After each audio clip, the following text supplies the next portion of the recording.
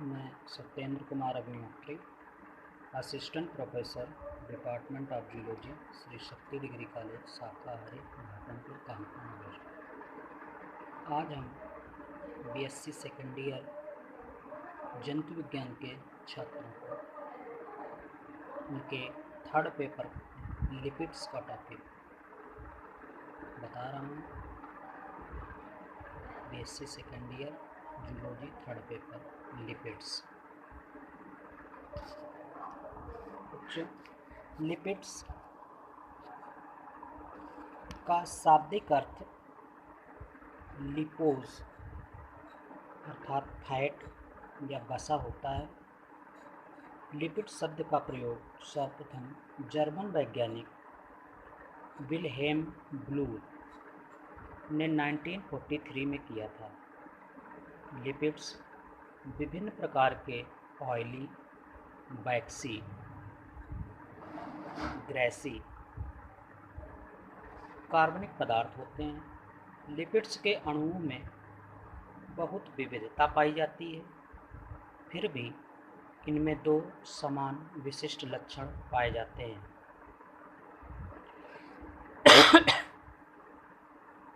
पहला, ये सब वास्तविक या पोटेंशियली वसी अम्लों के एस्टर्स के हाइड्रोलिक पदार्थ हैं जिनका अणुभार 750 से 1500 डाल्टन तक होता है। दूसरा, ये सब नॉनपोलर होते हैं, अतः ये जल में अघुलनशील परंतु अध्रुवीय कार्बनिक घोलकों जैसे chloroform, benzene, ether, acetone etcetera में घुलनशील होते हैं।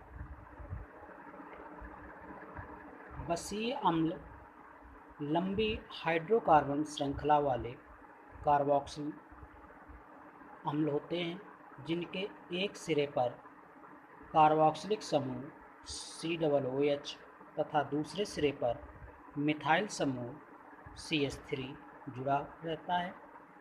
कुछ कार्बनिक अणु जल अनुरागी COOH समूह एवं जल विरागी CH3 समूह दोनों प्रकार के होते हैं।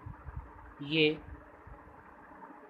उभय संवेदी अणु कहलाते हैं।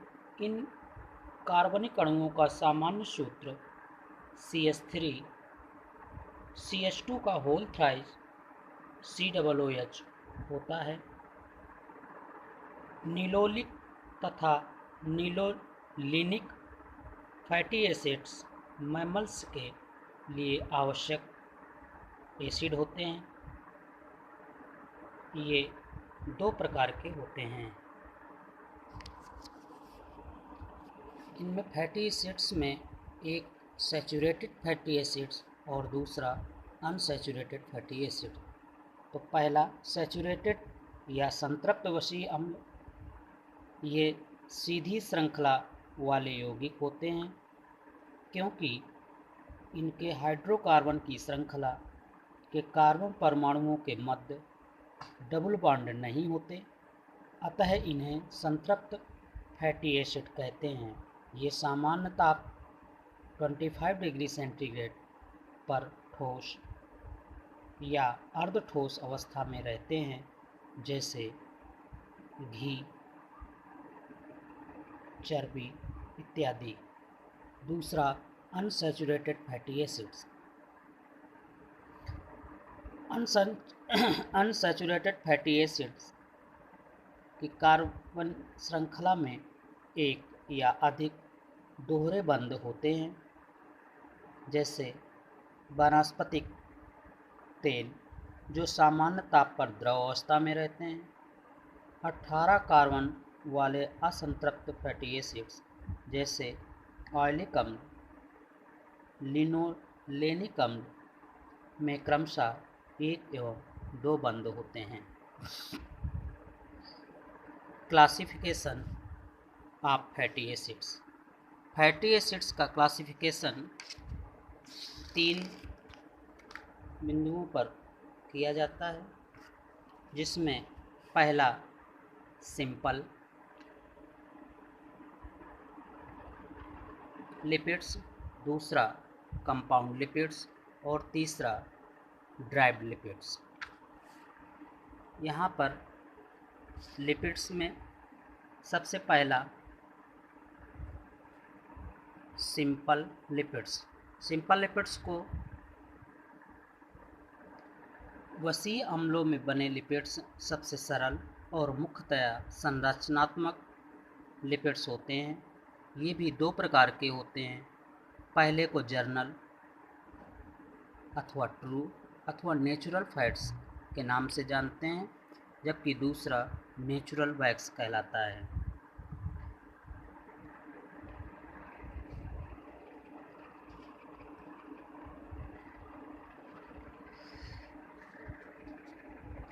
जर्नल फैट्स वसीय अम्लों का ग्लिसरॉल के एस्टर हैं।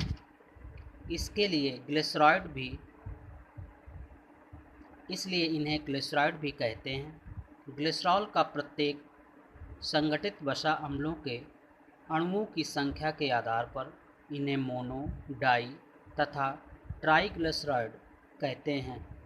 ट्राइग्लिसराइड अणु में ग्लिसरॉल से जुड़े 3 वसीय अम्ल अणु समान या असमान हो सकते हैं। ये रंगहीन, गंधहीन, स्वादहीन होते हैं, परंतु जंतु या वसा तथा पौधे वसाओं में कुछ रंग, गंध, स्वाद पाया जाता है।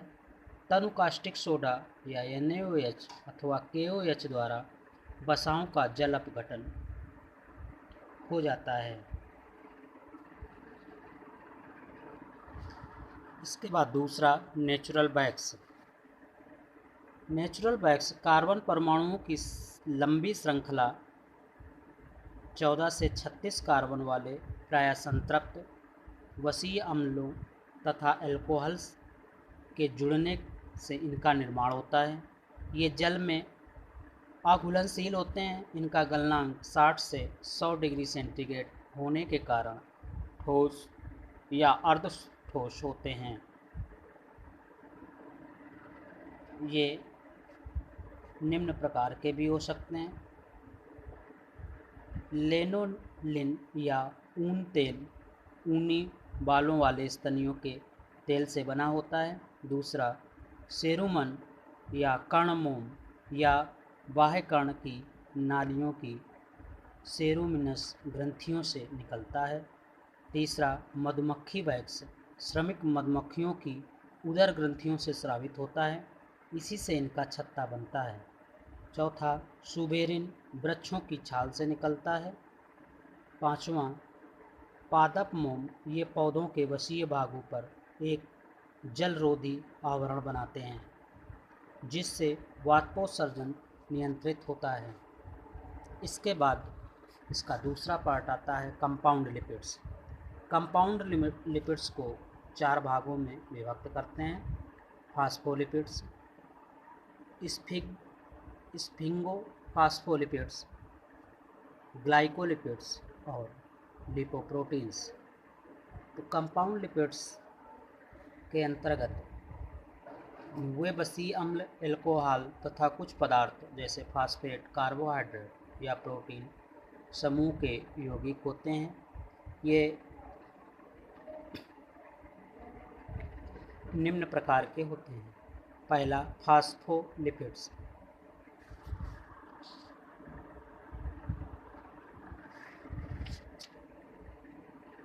इस प्रकार के लिपिड्स में वसीय अम्लों व ग्लिसरॉल के अलावा एक नाइट्रोजन युक्त क्षारक एवं फास्फेट समूह भी जुड़े होते हैं। इनका प्रमुख कार्य कोशिका में जीव द्रव्यकला की मूल संरचना बनाना है, जैसे लेसिथिन, सिफाइलिन इत्यादि। इसके बाद दूसरा स्फिंगोफास्फोलिपिड्स। ये जीवों के विभिन्न कलाओं के निर्माण में सहायक होते हैं। इस प्रकार के लिपिड्स में एक ध्रुवीय शीर्ष तथा 2 अध्रुवीय पुच्छ पाई जाती है, परंतु ग्लिसरॉल नहीं पाया जाता। इसका ध्रुवीय शीर्ष ग्लाइकोसिडिक बंध से या फास्फोडाइएस्टर बंध से जुड़ा रहता है। यह जंतुओं की कोशिकाओं में प्लाज्मा झिल्ली तथा न्यूरॉन्स के एक्सॉन के माइलिन शीथ में पाया जाता है। इसके बाद तीसरा ग्लाइकोलिपिड्स। ये लिपिड्स कार्बोहाइड्रेट तथा नाइट्रोजनी क्षार से मिलकर बनते हैं, परंतु इनमें फास्फोरिक अम्ल नहीं मिलता। ये लिपिड्स मस्तिष्क के श्वेत द्रव्य तथा तंत्रिकाओं की माइलिन आच्छद में प्रमुख मात्रा में मिलते हैं। इसके बाद चौथा लिपोप्रोटीन। लिपोप्रोटीन्स मुख्य रूप से फास्फोलिपिड्स ही होते हैं। ये दूध व अंडे के पीतक में पाए जाते हैं। ये रुधिर, प्लाज्मा एवं लिम्फ में लिपोप्रोटीन्स के रूप में पाया जाता है। जो लिपिड संवहन करते हैं, ये पौधों की कोशिका भित्ति तथा छाल में भी पाया जाता है। लास्ट ड्राइव्ड लिपिड्स या व्युत्पन्न लिपिड्स। ये लिपिड्स सरल या यौगिक वसा के अपघटन से प्राप्त होते हैं। इनमें वसा अम्ल, एल्कोहल, मोनो तथा डाइग्लिसराइड, स्टेरॉयड, टारपीन्स तथा कैरोटीनाइड मिलते हैं। ये लिपिड्स उपापचय के समय बनने वाले अनेक पदार्थ से व्युत्पन्न विशिष्ट प्रकार के लिपिड्स यौगिक होते हैं। ये 2 प्रकार के होते हैं। पहला टेरपेन्स और दूसरा यूकोसोनॉइड्स। पहला टेरपेन्स या आइसोप्रेनाइड्स। एसिटिल सह एंजाइम के संघनन से 5 कार्बन वाले हाइड्रोकार्बन के एक अणु का निर्माण होता है, जिसे आइसोप्रेन कहते हैं। आइसोप्रेन अणु विभिन्न प्रकार के लिपिड्स के पूर्ववर्ती होते हैं, जिन्हें टारपेन्स या आइसोप्रेनाइड्स कहते हैं। अनेक प्रकार के टारपेन्स के संश्लेषण से 2 या अधिक आइसोप्रेन्स अणु भाग लेते हैं।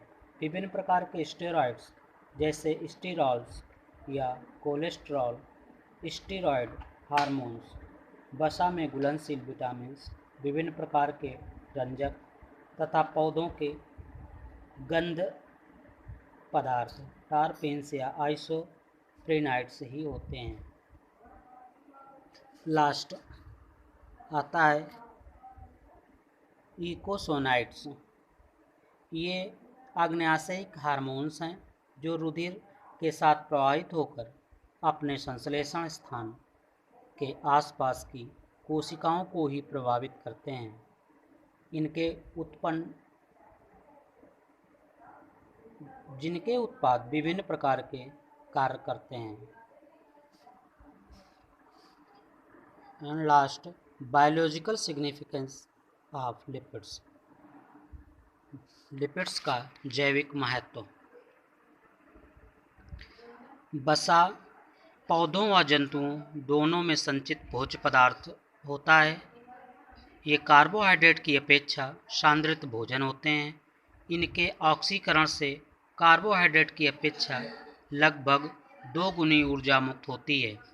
वसा को कार्बोहाइड्रेट्स में परिवर्तित किया जा सकता है तथा तेलीय बीजों में संचित वसा न केवल ऊर्जा प्रदान करती है, बल्कि भ्रूण की वृद्धि के लिए कच्चा पदार्थ भी प्रदान करती है।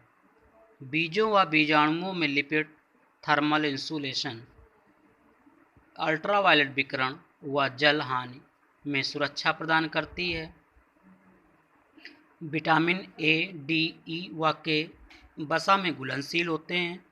वसा न केवल इनके वाहक का कार्य करती है, बल्कि इन्हें ऑक्सीकरण से भी बचाती है। जंतुओं में वसा के भीतर बूंदों के रूप में उपस्थित होती हैं। ये जंतुओं में वसा कोशिकाओं के भीतर बूंदों के रूप में उपस्थित होती है। ये कोशिकाएं एडिपोसाइट कहलाती हैं। बीजों से प्राप्त खाद्य तेलों का उपयोग भोजन निर्माण में किया जाता है। मोम जंतुओं के फर पर एक सुरक्षात्मक आवरण बनाती है। अनेक पौधे पदार्थों की खुशबू वसा जैसे पदार्थों के कारण होती है, जिन्हें टारपिन्स कहते हैं।